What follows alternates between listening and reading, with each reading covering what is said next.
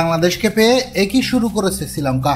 অল্পের জন্য বাঁচলেন সাদমান ইসলাম। টেস্টে এমন দৃশ্য আগে দেখেননি আপনারা। ঘটনাটি বাংলাদেশের ব্যাটিং ইনিংসের 17তম ওভারের। লঙ্কান অধিনায়ক ধনঞ্জয়ের ওই ওভারের চতুর্থ বলটি হঠাৎই লাফিয়ে ওঠে সাদমানের মাথা বরাবর। একজন স্পিন বোলারের বল এতটা লাফিয়ে উঠবে সেটা কেউই কল্পনা করতে পারেনি। স্পিন বোলার ভেবে হেলমেটও পরেননি সাদমান, তাই তো বিপজ্জনক ওই বলটি করে সাদমানকে হেলমেট পরতে বলেন ধনঞ্জয়। আপনারা একটু ভালো করে লক্ষ্য করলে দেখতে পাবেন ঠিক কতখানি লাফিয়ে উঠেছিল বলটি। সাদমান সঠিকভাবে মাথাটা নিচু না করলে হয়তো হতে পারত বড় ধরনের বিপদ।